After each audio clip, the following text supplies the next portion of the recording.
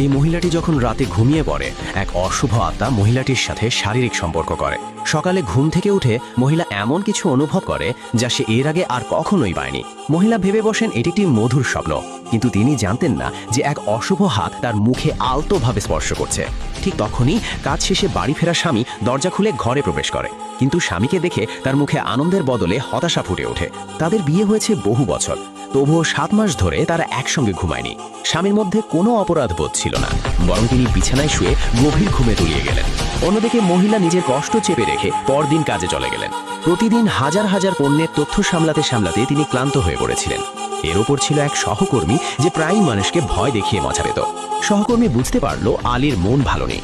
সে ধারণা করল স্বামী স্ত্রীর সম্পর্কের অমিলই এর কারণ। সে ধৈর্য ধরে আলীকে বোঝাতে লাগলো যে শুধুমাত্র নিজের অনুভূতির কথা ভাবলে হবে না, পুরুষের দিকটাও বোঝার চেষ্টা করতে হবে। বিশেষ করে দাম্পত্য জীবনের ব্যাপারে সবসময় অভিযোগ করা ঠিক নয়, এতে স্বামী বিরক্ত হয়ে আগ্রহ হারিয়ে ফেলতে পারে। মাঝে মাঝে নতুনত্ব আনা প্রয়োজন। অন্যদিকে স্বামীও তার সহকর্মীর কাছ থেকে উপদেশ পেল। তাকে বলা হলো স্ত্রীকে ভালোবাসা এবং সম্মান করা উচিত, তাকে কখনোই বিনা পারিশ্রমিকের গৃহকর্মী হিসাবে দেখা উচিত নয়। দুজনেই নিজেদের পরিবর্তন করার সিদ্ধান্ত নিল।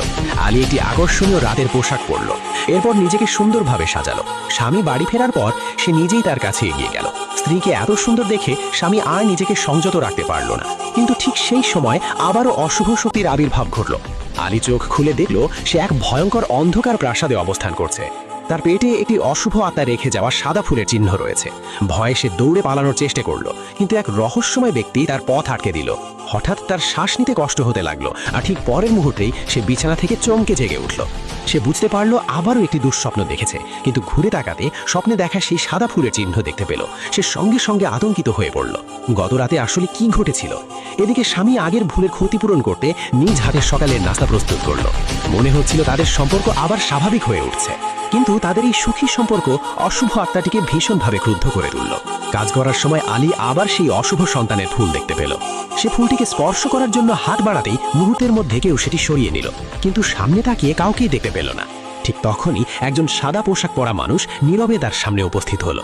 লোকটি ধীরে ধীরে আলীর দিকে এগিয়ে আসতে লাগলো, আর সে ছিল স্বপ্নে দেখা সেই রহস্যময় মানুষটি। আলী ভয়ে ক্রমাগত পেছাতে লাগলো, কিন্তু পাশে থাকা আয়নায় তাকিয়ে সে লোকটির আসল রূপ দেখতে পেল। আতঙ্কে আলী দৌড়ে গিয়ে শৌচাগারে লুকিয়ে পড়ল। হঠাৎ তার পেটের ভেতর প্রচণ্ড অস্বস্তি শুরু হলো। সে অনবরত বমি করতে লাগলো। ঠিক তখনই এক সহকর্মী সেখানে এসে পৌঁছালো, কিন্তু আলী চুপচাপ সেখান থেকে চলে গেল। সহকর্মীর বেসিনে থেকে বমির দিকে তাকিয়ে ভয় স্তব্ধ হয়ে গেল, কারণ বমির ভেতরে অসংখ্য পোকামাকড় ছিল। এরপর থেকে আলী সম্পূর্ণ অস্থির হয়ে পড়ল। সে নিজেও নিশ্চিত ছিল না যে যা দেখেছে তার সত্যি নাকি কল্পনা। ঠিক তখনই তার ছোট বোনের আগমন তাকে বাস্তব